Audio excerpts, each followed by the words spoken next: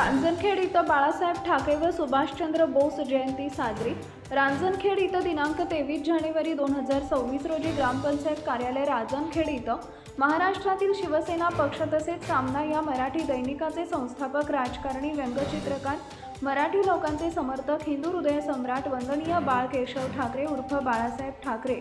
तसेच आझाद हिंद फौजेची स्थापना करून जय हिंद म्हणणारे आणि तुम्ही मला फक्त रक्त द्या, मी तुम्हाला स्वातंत्र्य देईन असा नारा देणारे भारतीय स्वातंत्र्य लढ्यातील धाडसी प्रमुख नेते म्हणजेच आपले सर्वांचे स्मरणातील नेताजी सुभाषचंद्र बोस या दोन्ही महापुरुषांच्या जयंतीचा कार्यक्रम पुष्पहार अर्पण व पूजन करून साजरा करण्यात आला।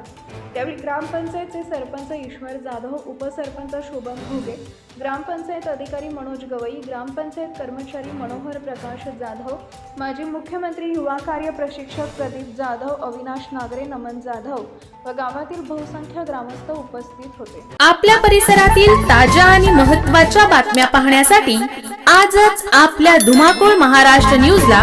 YouTube वर सबस्क्राइब करा आणि बेल आयकॉन प्रेस करा।